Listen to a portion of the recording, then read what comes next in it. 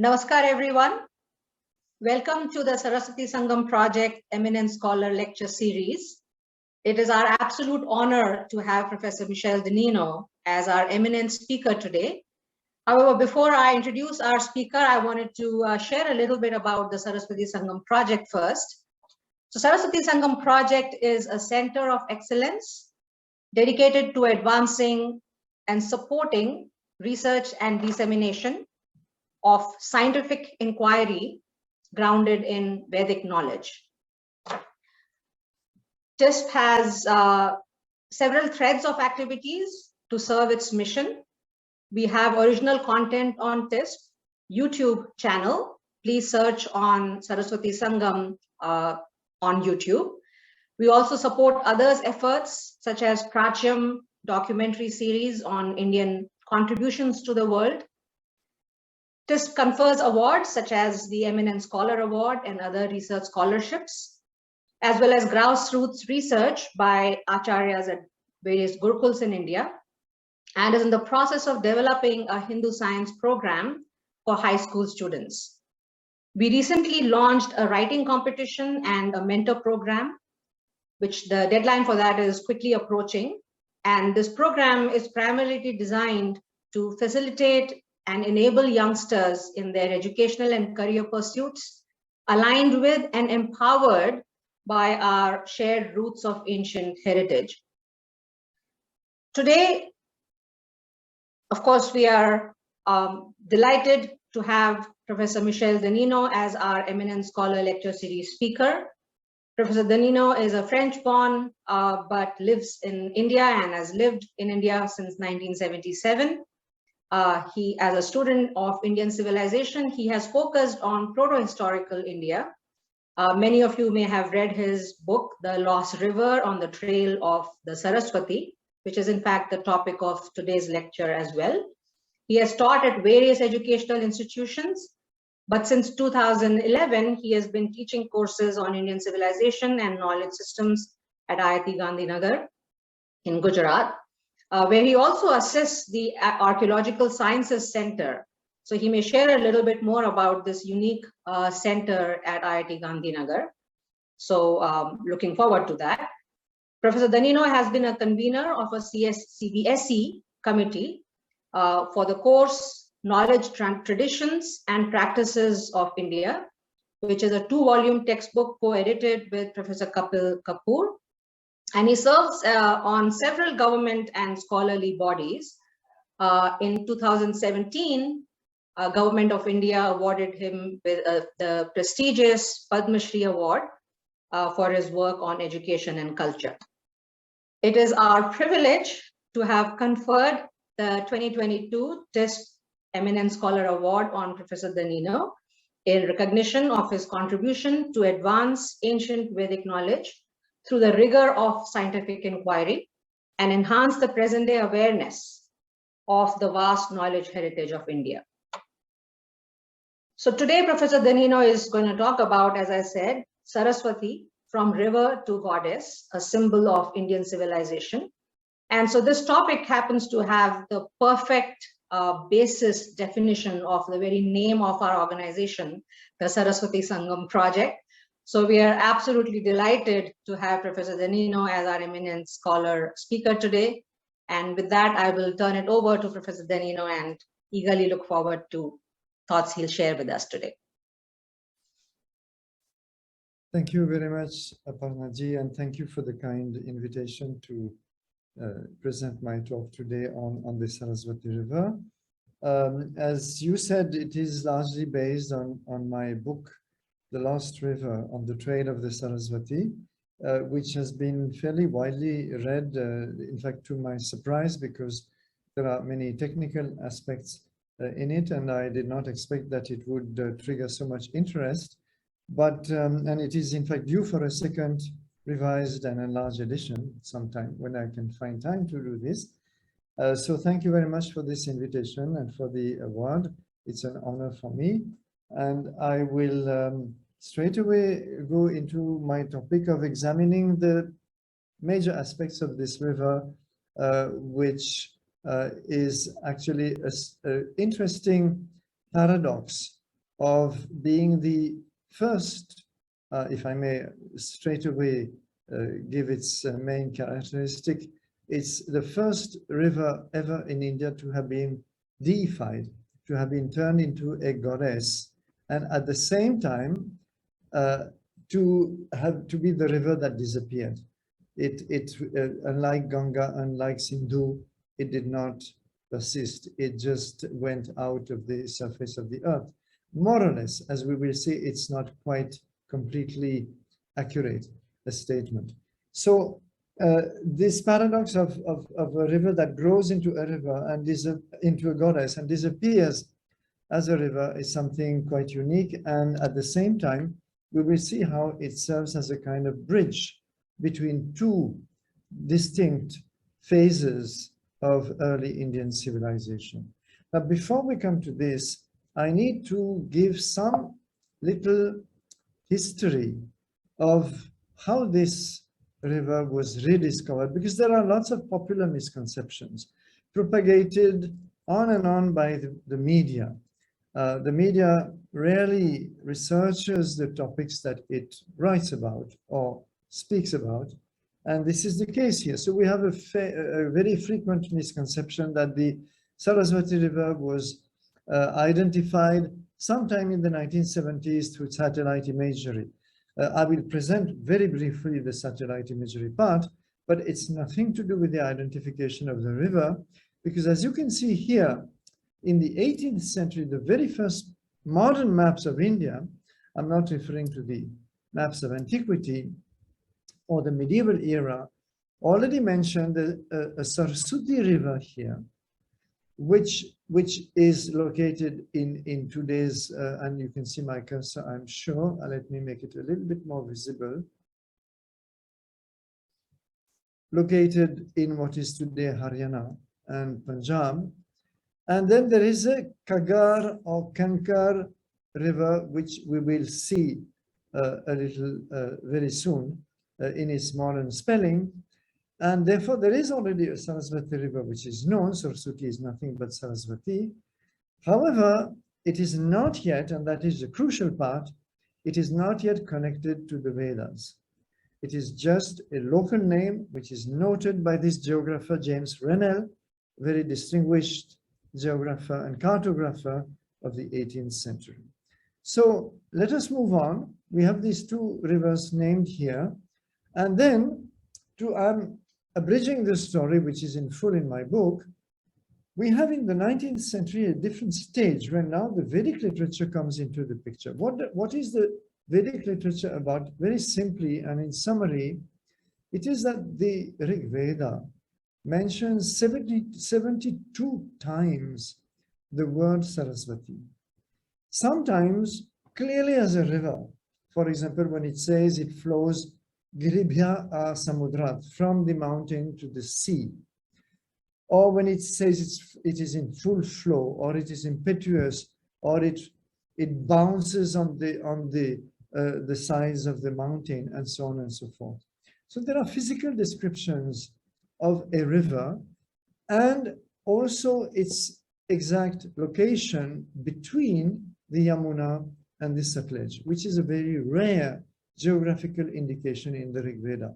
In the 10th mandala of the Rig Veda, the Nadistuti Sukta clearly begins Imam me Gange Yamuna Sarasvati Shutudri. Shutudri is Satluj and Yamuna is Yamuna, and between the two is a Sarasvati.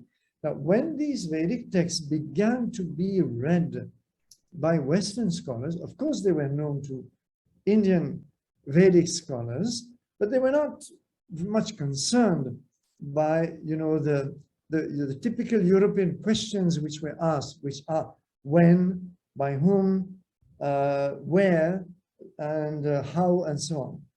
These are not the questions that the Indian mind used to ask. So when they came across these texts and they began to be published in the early 19th century through Max Muller and a few other scholars, then people started, reading about this Sarasvati, and it was a little bit of a mystery because whereas Sindhu or Indus was quite well known today. Ganga was quite well known today, but where was this Sarasvati River? And therefore, they tried to understand the topography of the region between Yamuna and Satluj, where the Nadistuti Sukta said the Sarasvati was located.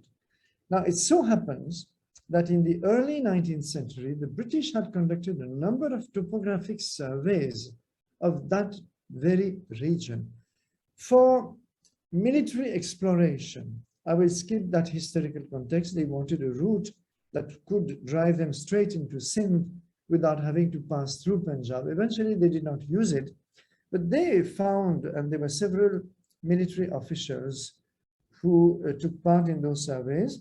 They were very thorough because the British used to do all these surveys of India's geography, population, ethnography, geology, botany, flora, fauna, and so on, very thoroughly. This is one thing that we certainly cannot deny them. And they found that there was a huge dry bed in this very region, which had the name of the Ghaggar, which is nothing but the conqueror that James Rennell noted in his map a century earlier. So this French geographer, Louis-Vivien de Saint-Martin, in 1855, in a book which got an award from the French Academy, called A Study of the Geography and the Primitive People of India's Northwest according to the Vedic hymns. And this was based mostly on the Rig Veda published by Max Muller at that time. He said that, look, we have now a dry bed documented by British topographers, and he knew about that they had published several papers. We have the Rig Veda telling us that there is a mighty Sarasvati River flowing in that very region. And thirdly, there is also a Saraswati River as a small tributary of this system, still having the name today. So putting these three factors together, he said this has got to be the relic of the Vedic Sarasvati. And therefore, here I want to emphasize immediately a major point, which is the dishonesty of a number of scholars who continue today, and media people, who continue today to propagate the myth that this identification is the work of, some Hindutva activists or some communal-minded scholars, etc. It's nothing to do with any Hindutva or modern activist of any sort. This is a middle 19th century identification which was made entirely by European scholars and immediately adopted after Louis-Vivien de Saint-Martin's work by generations of scholars like Alexander Cunningham here in his 1871 work on the ancient geography of India. You see here, I hope you can follow my red arrows, Sarasvati now properly, fully spelled according to its Sanskrit name. And I think my other red arrow has got misplaced. I'm sorry about that. It is here. This Gargara is the same Ghaggar that modern geography records. And therefore you see here that between the Yamuna, which is here, if you can follow my cursor, you can see the Yamuna River, and you can see the Satluj here. You see Satluj here. So between this, there are a number of streams flowing. They are not large rivers today. Sometimes during a powerful monsoon, and I was witness to it personally in 2019, the Ghaggar can be very impressive and can be as wide as 1 kilometer or even more. But this is just at the peak of a mighty monsoon. The rest of the year, it will be mostly a seasonal river. So this is Alexander Cunningham, and there will be lots of other maps which I will not take time showing you. Some of them are in my book or in more recent papers, which are on my academia.edu page. You can see them. This is a famous map by C.F. Oldham, who was Surgeon Major in the Indian Army, and he was very, very interested in this ancient geography and especially the ancient rivers of India. And if you see here how he recreated this entire system between the Jamuna here, and the Satluj here, you see again all these minor streams. You will see here the Markanda in between the Ghaggar and the Sarasvati. We will come to it a little later. And you see how he, in dotted line, to show that it is not flowing today, and with some connection still with the Satluj system, how he traces the course all the way to the northern part of the Rann of Kutch, which is in India today and bordering what is today Pakistan. And therefore he notes, although the river below the confluence with the Ghaggar is marked in our maps as Ghaggar, it was formerly the Sarasvati. That name is still known among the people, right? So 1883, and we could go on, but this is in fact, and yes, it is very important to know that in the Rig Veda, the river is recorded as flowing continuously Girivya Samudra, from the mountain to the sea. So there is a continuity. There is no sign that it breaks up anywhere. This breaking up of the river takes place in the several Brahmanas. In the Brahmanas, which are commentaries on the Veda Samhitas, like the Rig Veda, for example, in the Brahmanas, the Sarasvati is shown as breaking up. And there is a point known as Vinashana. Vinashana is understood in all Indian languages, loss, disappearance. There is a point where the Sarasvati disappears and it is still flowing upstream, but not here.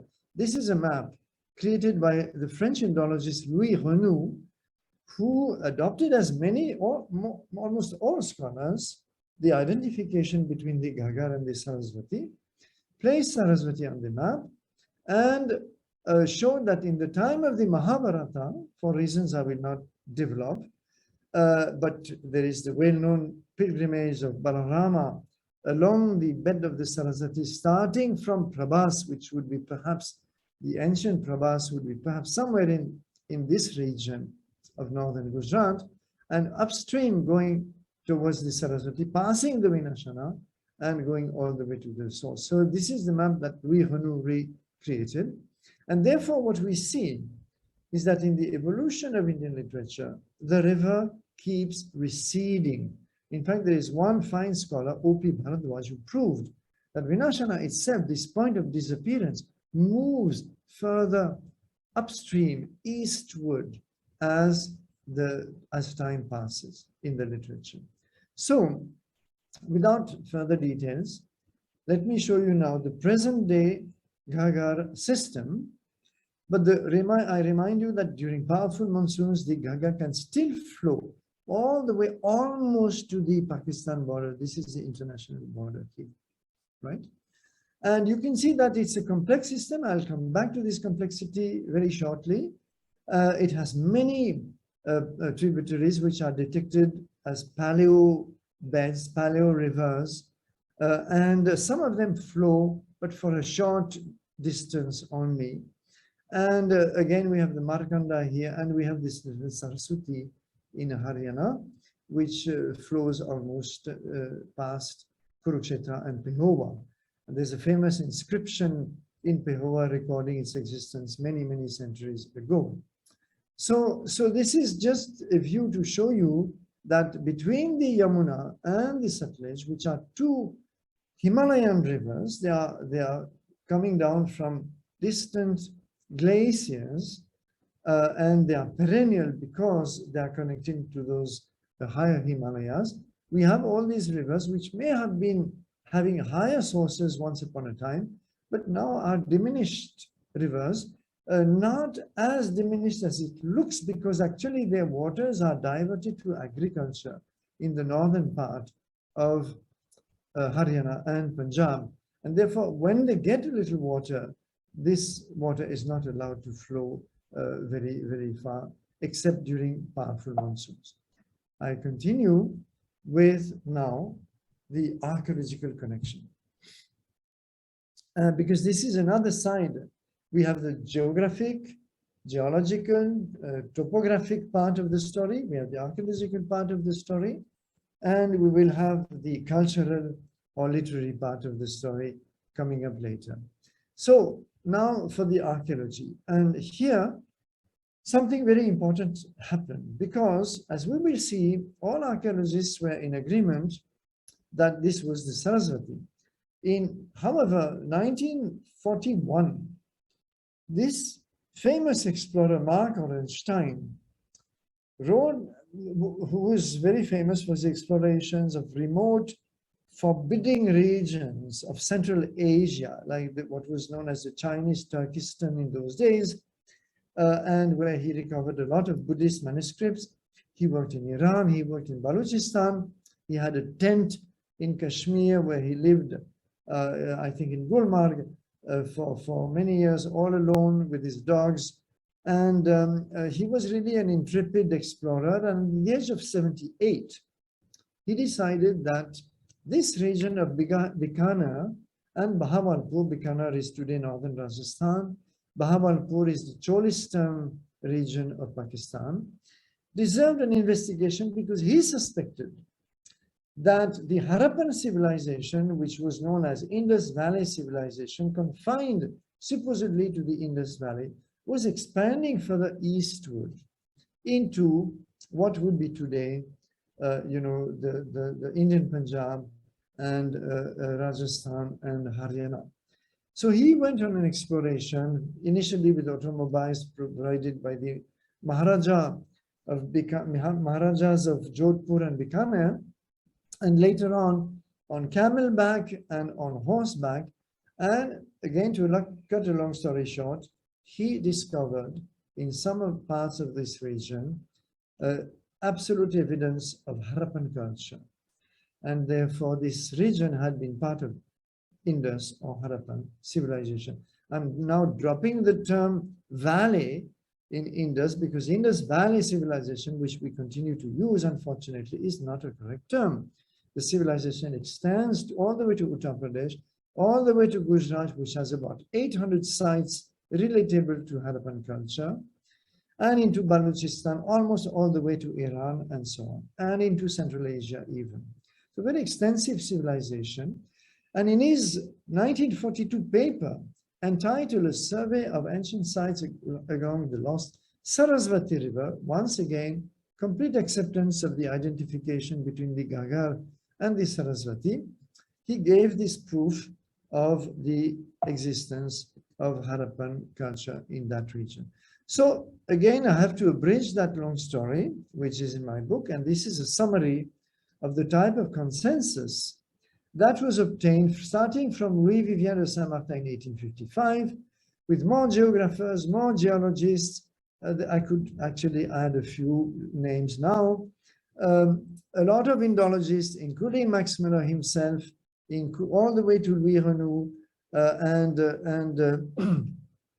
more in the 20th century, which we could quote, and a lot generations of archaeologists, including Mortimer Wheeler, S.P. Gupta, Professor Bibilal, V.N. Mishra, and Western archaeologists like Kenoyer, Purcell, Jane McIntosh, and several others. So if you look at the maps, because sometimes we are told by people who do not do their homework that this is again completely a Hindutva theory and Western archaeologists do not accept this identification. Well, these are exclusively here maps from Western archaeologists for you to consider. They are from Jean-Marie Cazal, French archaeologist, George Erdosy, a Canadian scholar, the Alchins, the two Alchins, Raymond and Bridget Alchins, Gregory Purcell, James McIntosh, and Jonathan Mark Kenoyer. And all of them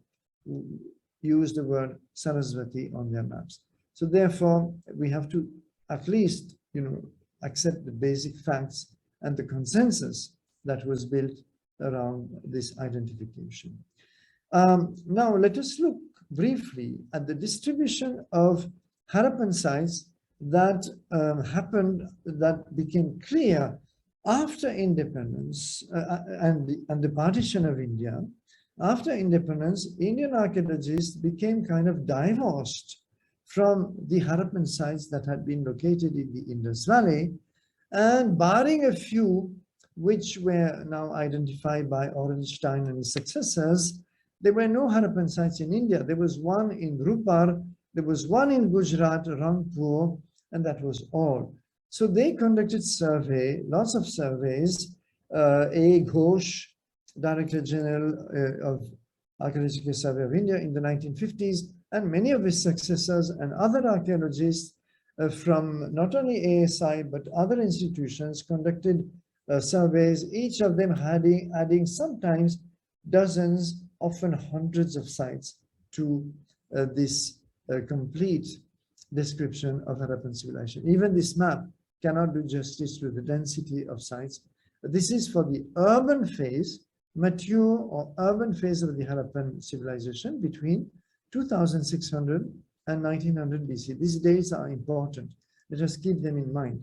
So you can see that therefore Indus Valley civilization is not a valid term because the Indus Valley is limited to these. I will not trouble you with the complete numbers. I just want to show you more closely the density of Harappan sites in the Sarasvati basin. And you can see that during the mature phase, again, 2600 to 1900 BC, we have a continuity of sites, except, and I'll come back to this, for a break of 100 kilometers or so, which was noted by the Pakistani archaeologist Rafiq Mughal, who identified all these sites, which you can see here, of Harappan culture. Now, let us continue with, very briefly, satellite imagery, because right from the 1970s, satellites started mapping the planet and taking photographs. And they were not of high resolution, but they were clear enough to reveal certain paleo beds, ancient dried beds, channels, which were not visible to the naked eye standing on the surface of the earth. And they are much more visible as you rise in altitude.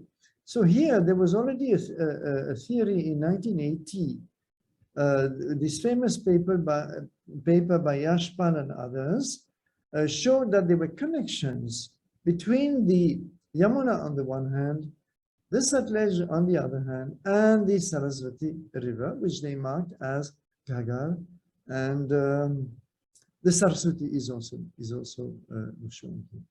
So this was, let us say, evidence that, and I'll show you some more very quickly, that there were lots of paleo beds in the region.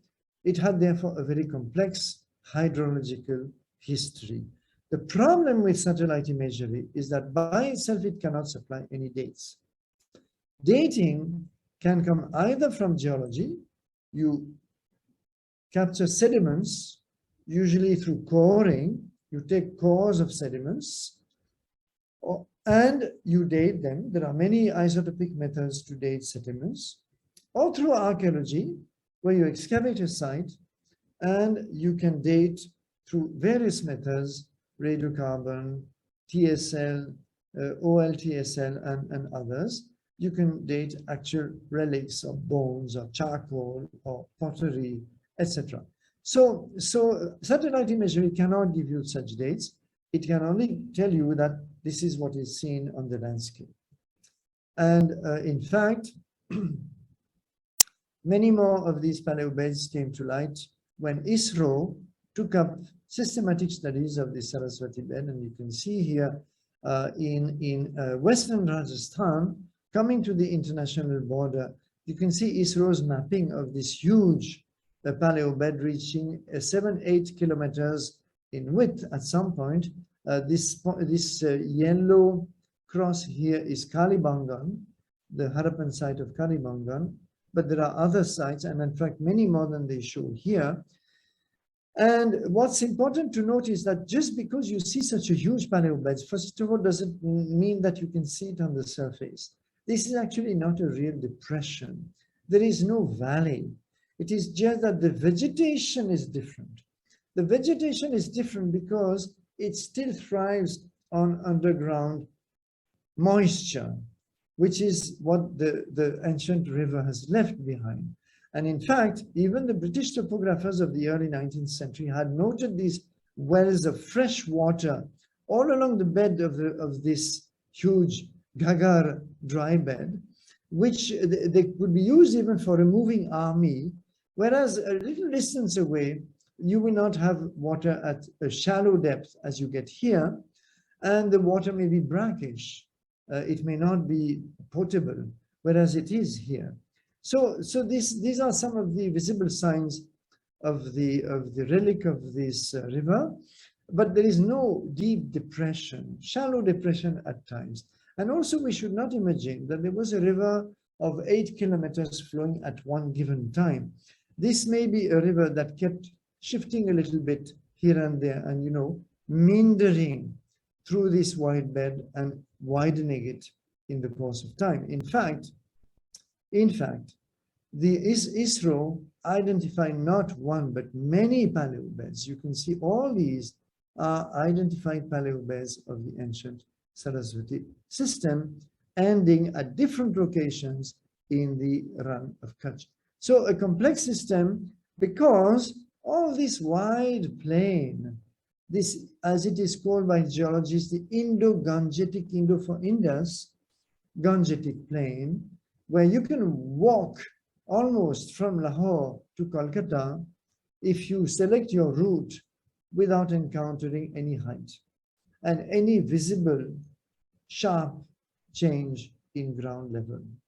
It is so flat that rivers here very easily avulse, that is to say, shift their bed because they drop sediment, and this drop sediment forces them to move to a little distance away.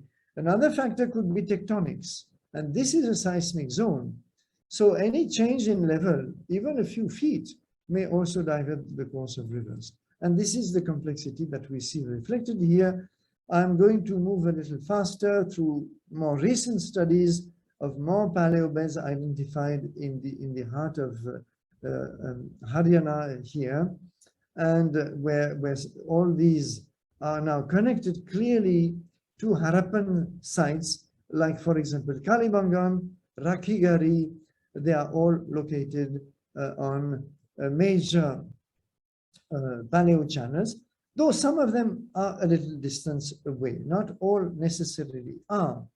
And you can see how not only some studies not only trace the paleobeds, but also took sediments. All these yellow points here are places where sediments were taken and analyzed. After, you see, compiling all these paleobeds, you can see now the complexity. So these are the old channels that were identified by the older satellite images. And now in very recent studies, you can see this is 2017, they are connected to the newly discovered paleo beds. And you can see that almost everywhere you encounter a paleobed. So this is a history of constant shifting of beds, probably because of tectonics, probably because this region was slightly uplifted and the contributions from Yamuna and Satluj were pushed away, and then the other native streams of this region kept shifting as a result. So the story is complex, but its general principles are well understood. And not only that, but there are other techniques which revealed, I will not go into details here, the presence of massive buried channels and bearing bodies of sand. For example, this deep blue sand here is actually a gray sand coming from the higher Himalayas originally. So this speaks of earlier contributions when the Sarasvati system was connected somehow to the higher Himalayas, either on its own or because of the contributions of Yamuna and Satluj. And you can see here the presence of huge water bodies, which have been confirmed by drilling by ONGC and other agencies. there were, in fact, projects of tapping this underground water. I hope that these projects have been shelved because depleting these ancient water bodies would not help in overcoming any water crisis. It's better to keep them as an ultimate reserve and also as, helping to feed the moisture of the local vegetation rather than depleting them now and turning all this area into what would be effectively a desert. And desertification indeed threatens all the northern parts of Rajasthan and even Haryana also to some extent. So you can see here in blue, the sand body is saturated with fresh water and extending sometimes to 100 meters in depth. So this is now well understood and these channels have been traced. And sometimes you can see those gray sands typical of the higher Himalayas, even close to the surface. This is actually an exposed section. This is by Anirban Chatterjee doing his research at PRL with Professor Jyoti Ranjan Roy, and they have published together several papers on their research in the Sarasvati basin. And showing that sometimes these Himalayan sands are very close to the surface. And this is confirmed by those sediment studies which I was showing you earlier, where you can see that now the gray Himalayan sand are this is the dark gray here segments. And you can see that depending on where you take a core, where you take out those sediments for analysis, you get very different stories. Sometimes those Himalayan sediments are very close to the surface, as the photo showed you earlier, and sometimes they are very deep, and sometimes they don't even exist. So it shows that the story is very complex, and this is what this paper I was showing you is actually stressing. I'm not going to read this quotation in full, but it just tells that there's a multiplicity of factors and we cannot simply assimilate the Sarasvati to a single bed, nor can we say that, it flowed continuously and, one day overnight it did not and it started retreating. It could have a much more complex story where some of its beds were flowing, others were not, some were reactivated. Reactivation of the rivers in the Gangetic plains is a common phenomenon, and therefore we have a very complex story here, and we should not forget this complexity. Now, there are broadly 2 schools or 3 schools of thought about this mighty Sarasvati, as it has been often called. This is based on some descriptions of the Rig Veda, which are of course metaphorical. Let us not forget that the Rig Veda is not a handbook of geology or geography. Rig Veda is basically a book of songs, a book of hymns, a book of poems.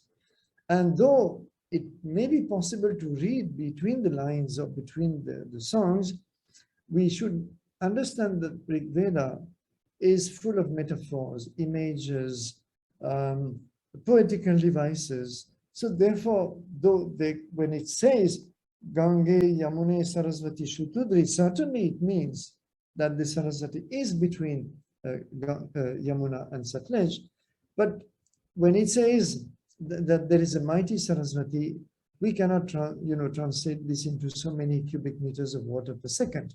So we have to be a little careful in the way we handle literary evidence. Now, one school of thought, this one, consider that even during Harappan times, Sarasvati was connected to glacial sources, higher Himalayan sources, through Yamuna and Satluj. But more recent research has disagreed and has said that these contributions from Yamuna and Satluj were basically over. And to sum up, most of these studies said by 8000 BC or so. So long before the Harappan civilization. So therefore the question remained that we have seen these Harappan sites connected with the Sarasvati. So if these Himalayan sources were discontinued, and here we have the study again of Anirban Chatterjee with showing us how he found shells in those streams and dated them. And you can see that in some places, you get fairly recent dates of going to, so some are quite ancient, but sometimes you get dates as early as 4,000, as late rather, as 4,000 BC or so, where there is apparent reactivation of some channels, and therefore we do not have a uniform history of the whole region. Here, for example, you can see that at the shallow depth of 13, 14 meters, you have this gray micaceous sand, as they call it, which is typical of higher Himalayan contributions. So therefore, this is in disagreement of the date of 8,000 BC for the discontinuance of higher Himalayan sources. So this is what Chatterjee published in his paper, and sometimes as late as 3400 BC, 1400 BC, 6500 BC, you still have Himalayan contributions happening. So it looks like it is, you know, in fits and starts. It is not a overnight sharp discontinuity and abandonment. Something continues and gets reactivated occasionally. So this is extracted from their paper. You can find their paper easily on the net or reference in my own papers. In fact, we also did a study at IIT Gandhinagar at our Archaeological Sciences Centre here, in collaboration with the Earth Sciences discipline, where we had Ajit Singh, postdoctoral fellow, and some of us, where we actually studied the Markanda River. And we were able to show, as one tributary of the Ghaggar, that as late as 1800 BC, you can see the main conclusion, as late as 1800 BC, this is 3.8 kilo annum, so this is the same as 1800 BC, we still have large flooding of the foothill rivers, sustaining flows in the downstream reaches of the Ghaggar-Hakra Paleo channel during the late Harappan civilization. So therefore, the story is not as simple as abandonment in 8000 BC, without which the Harappan cities would not be livable. Now, whether the river is Harappan, it was perennial or not, has been an object of contention.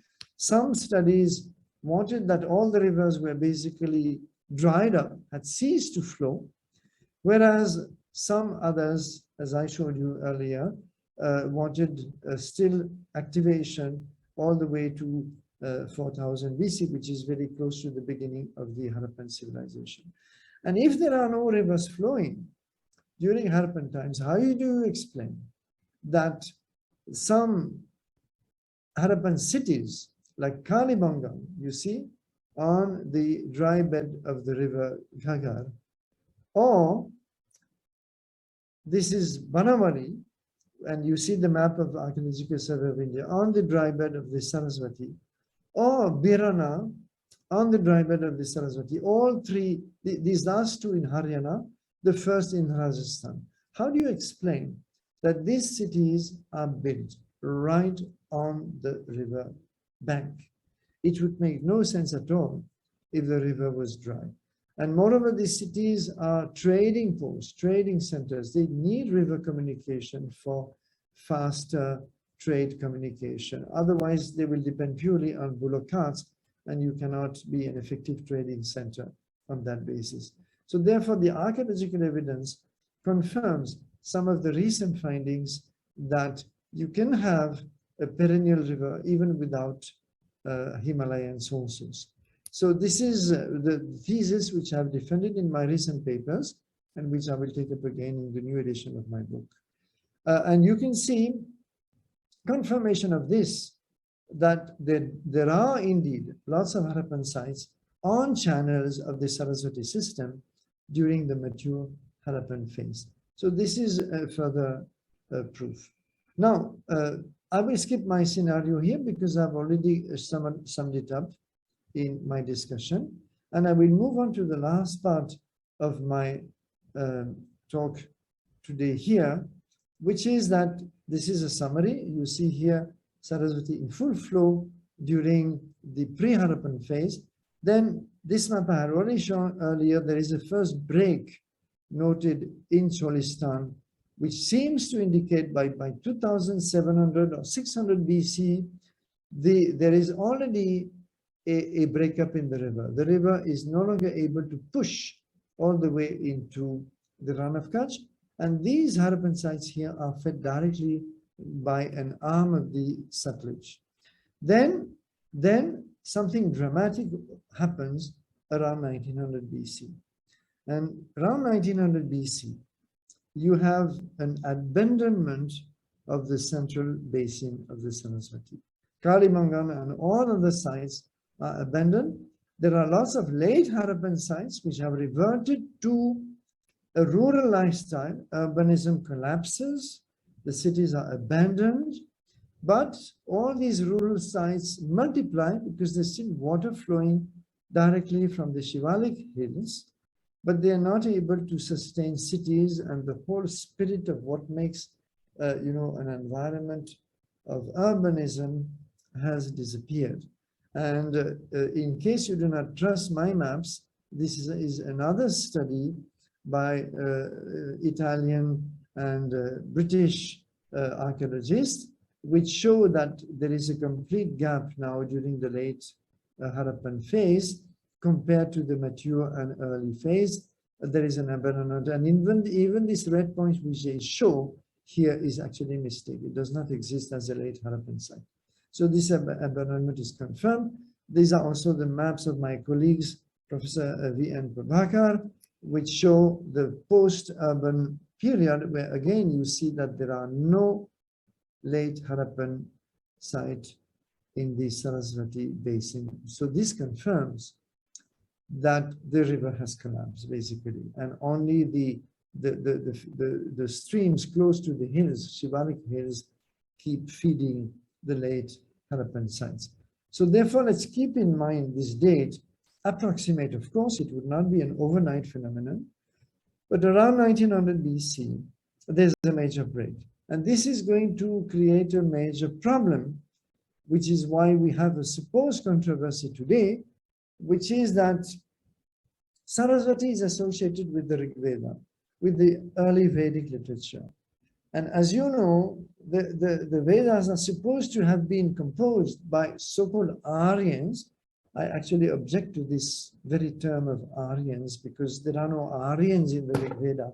There are Arya, this, Arya, that, but among the peoples who are named, the Janas which are named, there is no Arya Jana as such.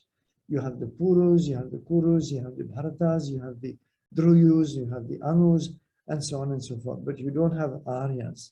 So anyway, we are told that the Aryas or Aryans came into India by 1500 BC, composed the Rig Veda, and including all these hymns in praise of the river. But by the time they composed those hymns, which might be between 15 or 1200 BC, according to the Aryan invasion theory, there is no Sarasvati River. How can they sing praise of a mighty river flowing from the mountain to the sea in 15 or 1200 BC? It's not possible. If you want a mighty river which flows from the mountain to the sea, you have to go before 2700 BC, before even the start of the mature phase. That is the paradox which challenged the Aryan invasion theory and which suddenly prompted a lot of scholars, instead of revising their theory, to alter the data. You see, in good science, if your theory doesn't match the data, you change your theory. In this case, we saw the opposite. The theory refused to change, the data had to change. And the data which was changed was that, in that case, this is not the Sarasvati. And therefore, the people did not have the honesty of saying, but all these scholars from 1855 onwards were wrong. And this is not the Sarasvati River. They started propagating this myth that this identification with the Sarasvati was a recent Hindutva theory, and all of these untenable pronouncements. Let me not insist on this aspect of things. Let me now shift to the cultural aspect of things, and this will be a very quick presentation of the continuity between the first urbanization of India, the Harappan or Indus civilization, and the second urbanization of India, Gangetic, if you like, sometimes called Ganga-Vindhya, sometimes Indo-Gangetic, it has many names, which happens in the first millennium BC, almost 2,000 years after the start of the Harappan civilization, and definitely 1,000 years after its collapse. So between the two, there's a kind of a, the second millennium BC gray area, which is getting filled up by more and more archaeological research. But nevertheless, there is no urbanism in that phase. But it doesn't mean that the culture dies. It doesn't mean that there is a cultural discontinuity. In fact, as these well-known examples show, a lot of Harappan symbols, here you see the swastika, you see this endless circle, endless knot symbol on the left from Mohenjo-daro, surviving all the way to the medieval period on the right. I will not give full explanations. You see these iconic feature, iconographic feature of Harappan seals. Whether this is Pashupati or not, I'm not concerned with at the moment, but we see the three faces. We see the classic yogic posture. We see the throne raised with two deer below, and in the Buddha here of Ajanta, this is my photograph, not too good, but you can see that there are also two antelopes below, or two deer below the throne. So there is a continuity in iconographic features which can be easily documented, and I think my book has quite a lot of them, like this arch also of people leaves for Harappan gods, which becomes flames for Shiva later, and the continuity also of the worship of the people leaf itself, which is a sacred symbol both for Harappans and in the Rig Veda. So these are important examples of continuity. There are many more. Iconographically, again, on the left, you have the so-called mother goddess of Harappan period with massive headdress, huge flowers, huge earrings, huge collar, and necklace with pendant. And all these features are reflected 2,000 years only later in the so-called Mathura style, with huge flowers, huge earrings, huge necklace, and one with pendant also. So these iconographic features have been well described. The worship of tree also on the left during Harappan period, on the right on Panchma coins 2,000 years later. So-called chess-born, maybe an ancestor of chess found at Lothal and other sites, definitely board games, which might have been ancestors of later historical games. Here on the right are dice, which look surprisingly modern. And you know that dice have been in continuous use in India, a lot of different shapes and games based on dice. This is also reflected in Mahabharata, for example. You know how Yudhishthira lost his kingdom. The use of water, possibly for ritual purpose. This great bath has been described as the Pushkarini, not by a Hindutva enthusiast, but by the founder of Marxist historiography in India, D.D. Koshambi himself, who wrote that this is certainly akin to the temple tanks of the classical period of India. The presence of fire altars documented at Kalibangan. This is by Professor Bibilal, a row of 7 altars, and at various other sites. This has been somewhat disputed, but there are 2 examples to my mind where it cannot easily be disputed. One is this fire altar in Lothal, which is in a street, and it's very large. You can see this is 1 meter. So there's a huge jar. And this has been paralleled by myself, incidentally, with the fire altars of the Shulba Sutras. There are some very striking features which are almost identical. And also in Banamali, you have this unique structure, very thick walls with a unique structure inside, which is very likely a fire altar, because the excavator, Professor R.S. Bisht, found purely a layer of ash, fine ash, in this structure. So there's not many alternative explanations except for fire worship. The use of conch shell, which both of which, whether for trumpeting or for pouring libations, have continued. And you see here the incisions filled with red pigment tell us that this was for a ritual purpose.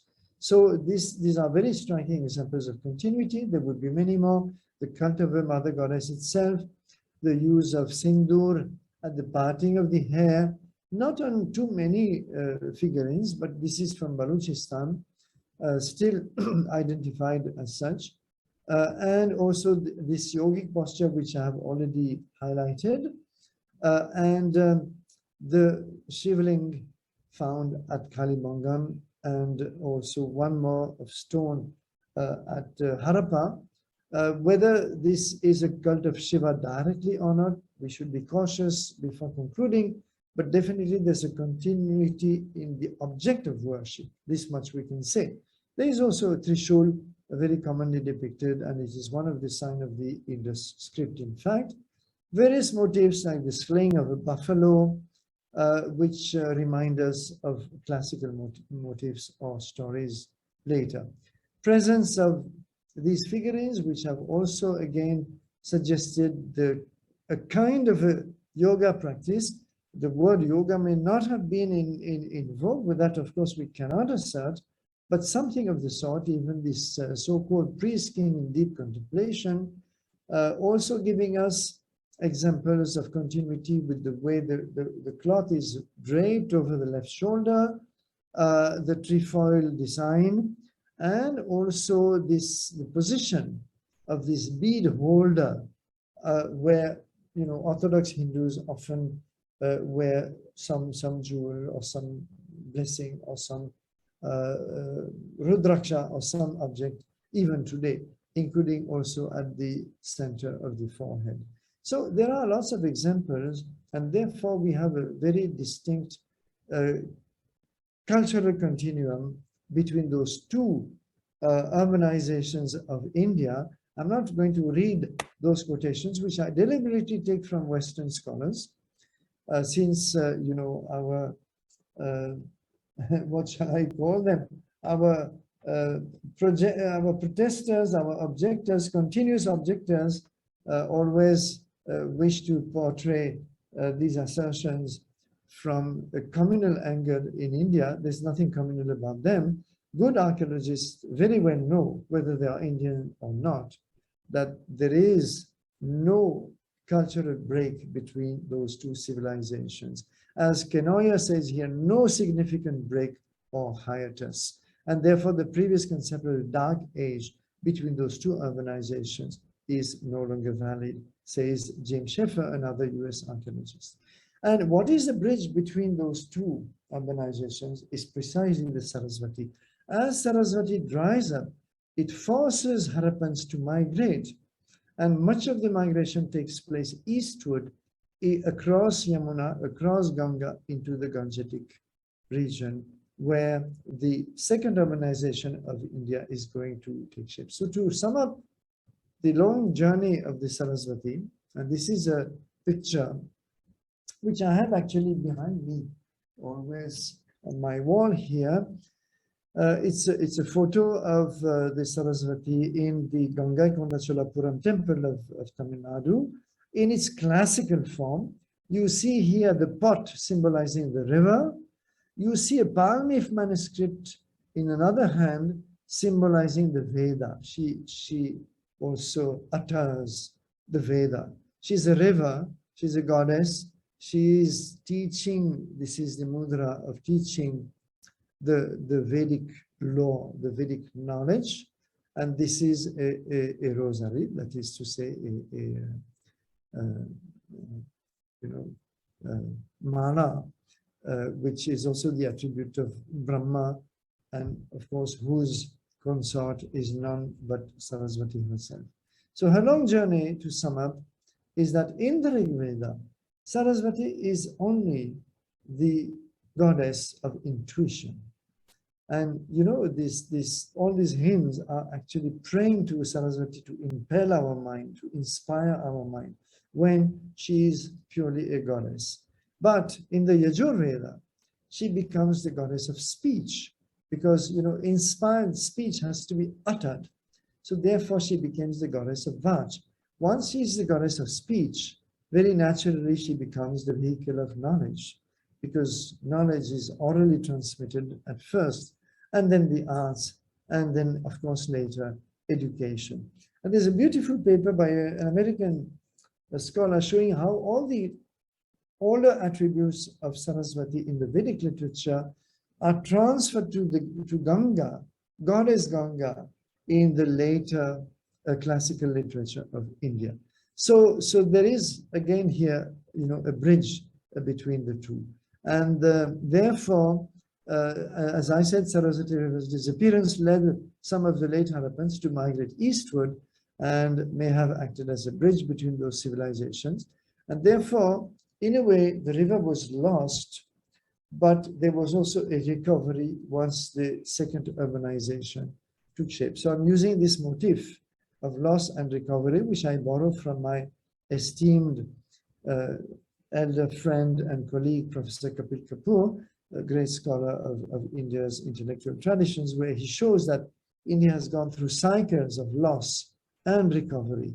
So despite the break at the archaeological level of urban civilizations, of urbanism, the culture continues. And even if some of it is lost, it manages to be recovered. So this is the journey of the Sarasvati in brief, not so brief, and I apologize if I have exceeded my time.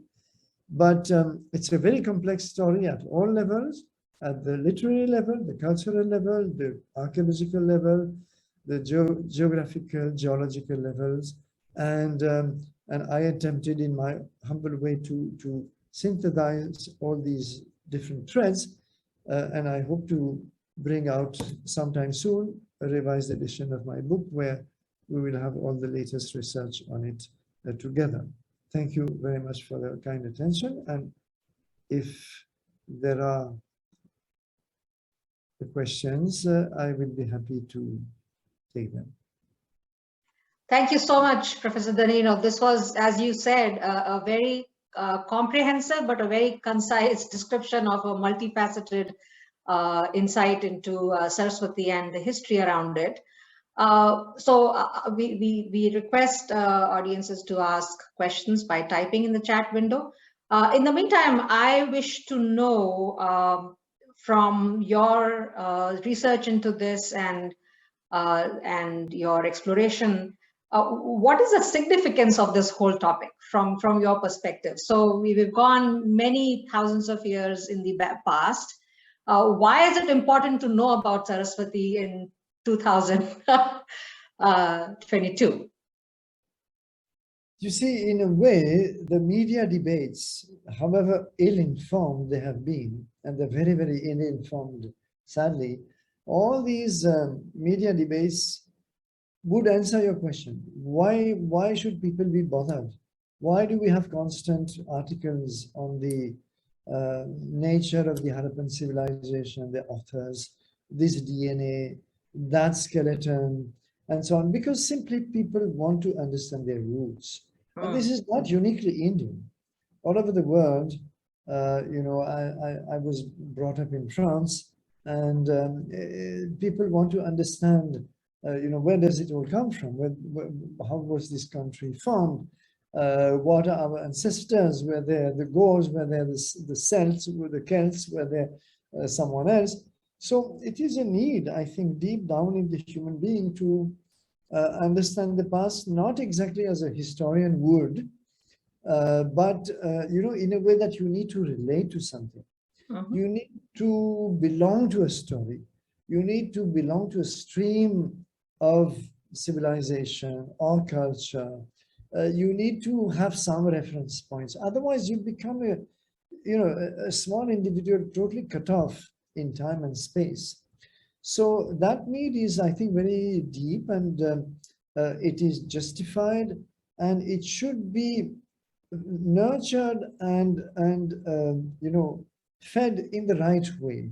And the right way is to bring up, first of all, the right knowledge with no bias, the facts as we know them, and when we don't know them, we should also accept that honestly.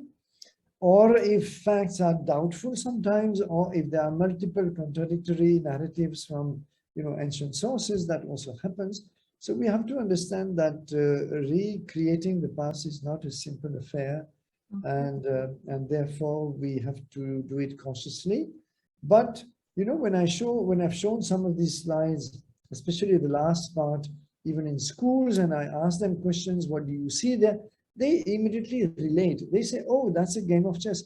Oh, this conch shell, you know, I have seen a priest using them. Or they will say, oh, you know, in Gujarat, when we celebrate Diwali, we have these goddesses with cups also on the sides, which is a sign of the mother goddess in Harappan civilization. So people can connect the dots, can build bridges, and you know, it is something that gives a certain strength ultimately.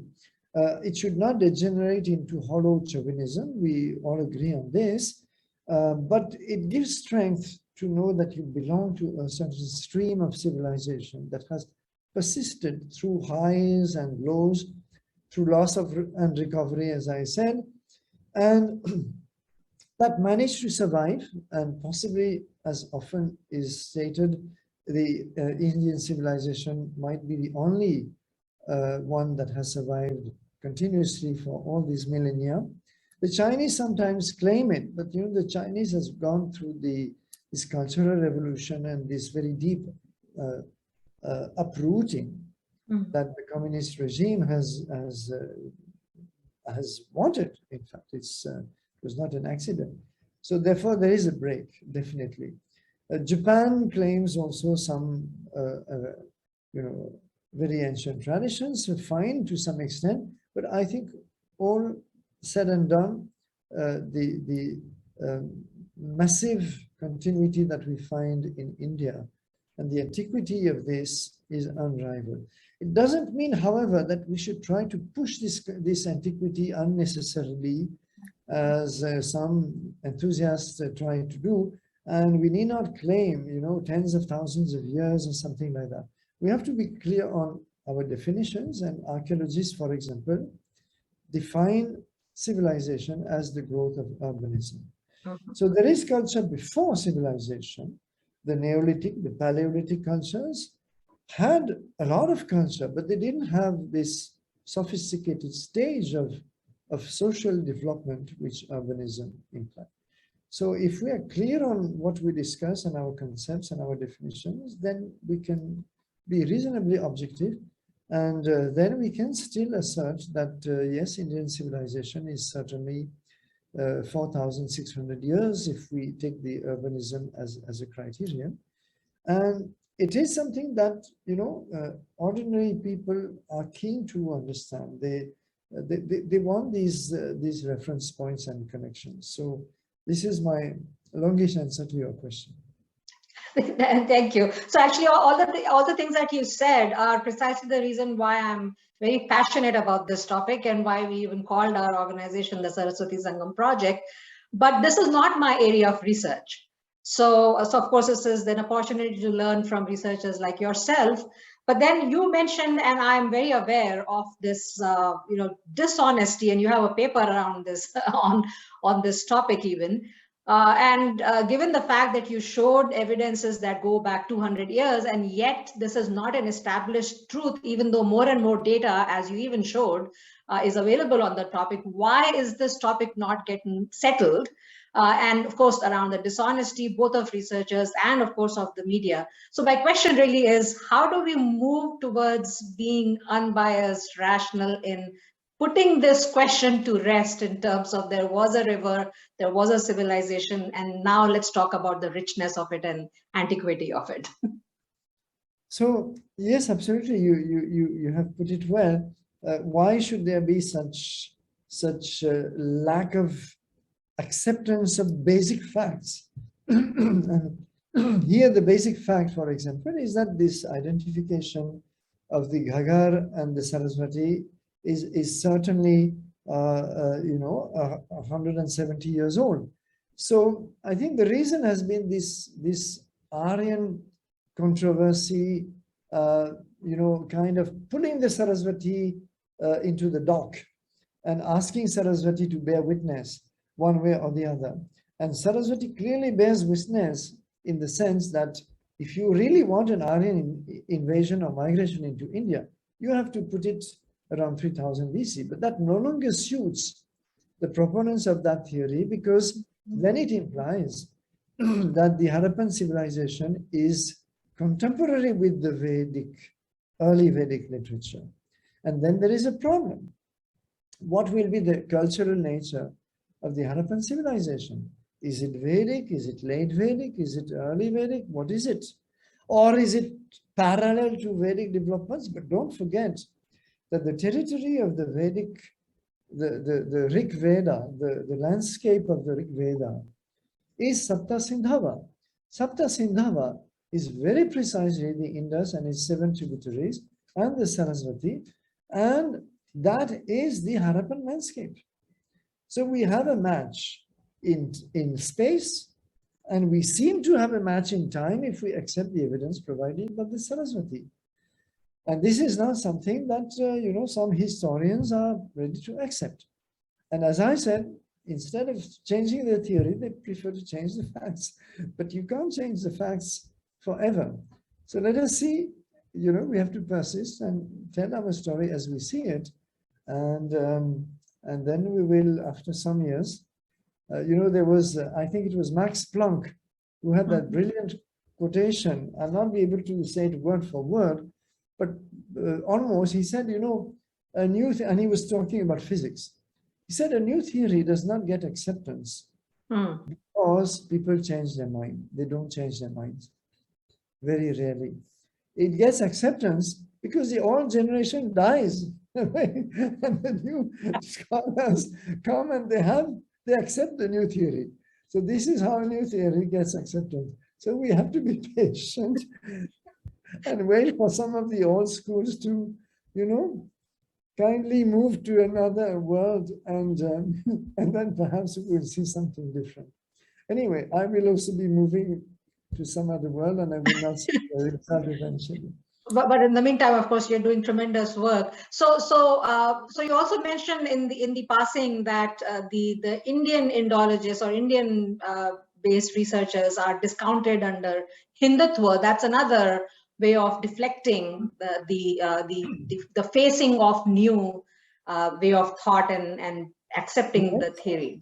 Yes, some of the Indian archaeologists, like Professor Bibilal, very respected archaeologist, he's actually 101 years a few days ago, 101 years old, and still recently he was still writing books. And he's been called a communal historian simply because he brought out all the evidence.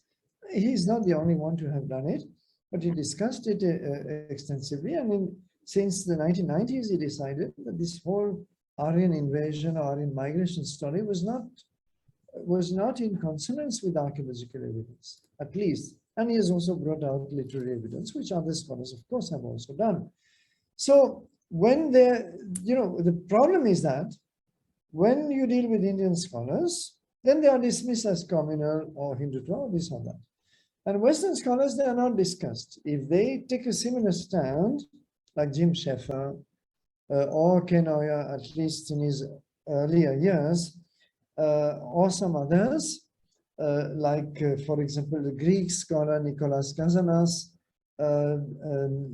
David Frawley, Konrad Ernst, and others, then they are either dismissed as supporters of Hindu this, Hindu that, or they are just ignored. They are not discussed. So this is not a level playing field. And I personally object to this characterization, this labeling, which is not a good scholarly practice at all. We should be just discussing evidence. And if you disagree with archaeological evidence, fine. And some people have disagreed. Some people, for example, have said, well, those fire altars are not fire altars. They were cooking hearths and so on. Fine. Then we can have a discussion. I can show some arguments why, and they are in my book, why I believe that some of them are precisely fire altars, like the Lothal and Banawali ones, definitely. Kalibangan, I can accept that there is some ambiguity. They could be fire altars. You could argue that there are something different, even though Professor Bibilal has his own arguments. That is how the scholarly debate should progress. Unfortunately, the scholarly debate is hampered or hijacked by all these very loud, noisy, and unnecessary controversies. That is my problem. Yeah, no, it's very tragic, and so and probably very uniquely tragic, because no American writing on American history, which is data-based, will ever be called communal.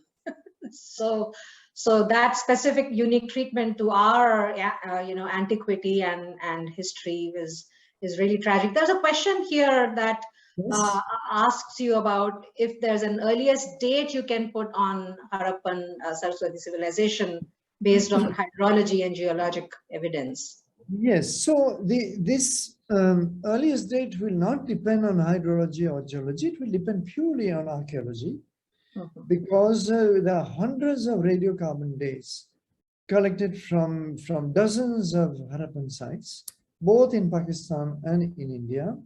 And the earliest dates, now you see, it depends what exactly is your definition of civilization. If you speak of proper rise of urbanism, it is 2600 BC also, plus minus 50 years. If you want, there is an early Harappan phase where there is a move, a progression towards urbanism. There are already towns forming. There are already streets. There are already drains in some parts. There are no cities. Urbanism is a special phenomenon where you have the strong presence of a municipality, a state, to maintain a city. This is something which is, somewhat subjective, the transition from a town to a city, yet at some point you can perceive that this is a town. There's already a society well organized, but it's not full-fledged urbanism. So this transition takes place around 2700, 600 BC, but the earlier phase, labeled as early Harappan phase by most archaeologists, there are other terminologies I need not bother you with, starts from about 3500 BC. And there are, various terminologies like the Ravi phase, which have been identified by a number of archaeologists. And this early Harappan phase were already recognizable towns, that is to say, villages that have already grown into something more than a basic village. This begins about 3500 BC, all right? So this is a brief answer. I can see another question in the chat box, which is reference of to Pashupati in the Vedas. So Pashupati, yes, is a godhead, a god mentioned in several Vedic texts. But you see, this identification with that particular seal has been disputed. And I'm not personally convinced that the seal directly refers to Pashupati, because Pashu is actually domesticated animal. But the seal has a tiger, rhinoceros, elephant, and buffalo, if I remember well. So these are wild animals. Only the buffalo might be domesticated, the others not. So what, however, I have argued in my book is that it might be some kind of a proto-Shiva, nevertheless, because of the three faces. And the three faces, Shiva is the Lord of time, the Trikala Drishti, the vision of the three times is one of the attributes of Shiva. And the yogic posture, Shiva is also Yoganath, the Lord of Yoga.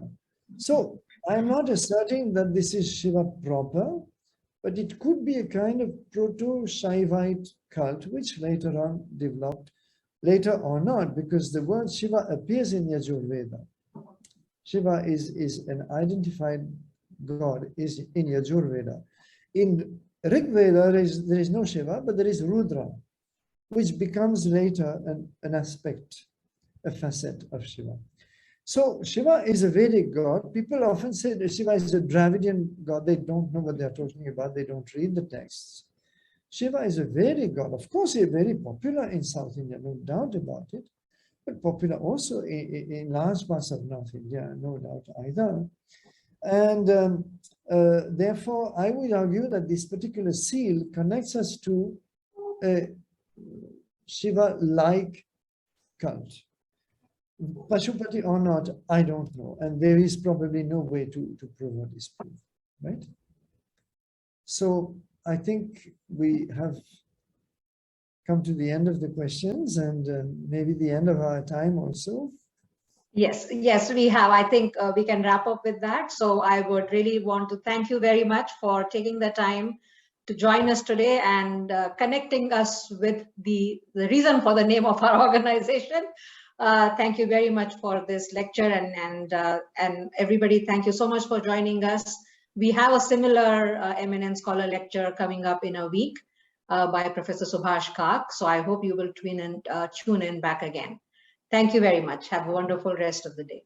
Thank you. Namaste.